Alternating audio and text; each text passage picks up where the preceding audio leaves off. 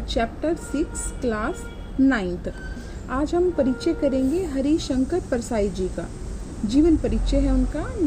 1922 में मध्य प्रदेश में होशंगाबाद जिले के गांव जमानी नामक गांव में हरिशंकर परसाई जी का जन्म हुआ है।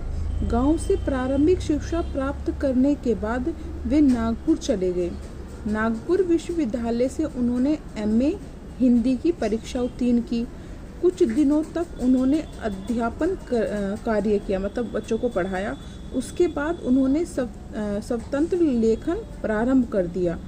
उन्होंने जबलपुर से साहित्यिक पत्रिका वसुधा का प्रकाशन किया, मतलब वसुधा जो थी पत्रिका, उसमें लिखना शुरू किया उन्होंने, परंतु घाटा होने के कारण इसे बंद करना पड़ा। उन्होंने विषम परिस्थितियों से कभी हार नहीं मानी।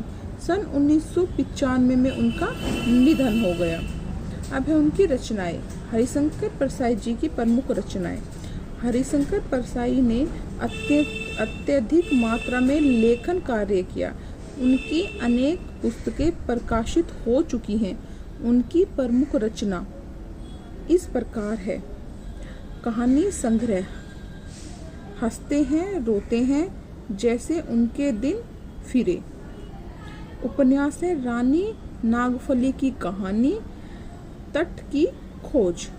निबंध संग्रह है तब की बात और थी, भूत के पांव पीछे, बेईमानी की पड़त, पगडंडियों का जमाना, शिकायत मुझे भी है, सदाचार का ताबीज और अंत में। अब व्यंग्य संग्रह, वैष्णव की फिसलन, तिरछी रेखाएं, ठिठुरता हुआ स्वतंत्र और विकलांग श्रद्धा का दौर। साहित्यिक विशेषताएं, पाखंड, भ्रष्टाचार, बेईमानी आदि पर परसाई जी ने अनेक व्यंग्यों से गहरी चोटें की हैं। वे बोलचाल की सामान्य भाषा का प्रयोग करते हैं जो प्रभावपूर्ण और व्यवहारिक है। शैली व्यंग्यात्मक है। चुटीला व्यंग्य करने में परसाई बेजोड़ हैं। उन्होंने समाज में व्यापक बुराइयों की धज्जियां उड़ाई हैं। ठीक है, नेक्स्ट उनकी शैलियाँ। हरिशंकर परसाई जी की भाषा में व्यंग्य की प्रधानता है। उनकी भाषा सामान्य होते हुए भी संरचना के अनूठेपन के कारण विशेष मारक क्षमता रखती है। उनके एक एक शब्द में व्यंग्य के तीखेपन को देखा जा सकता है। मतलब कि जो वो लिखते थे और जो उनके मन में होता था, सीधी बात, कटाक्ष होते हैं ना, जैसे कटाक्ष वाली भाषा लिखते थे।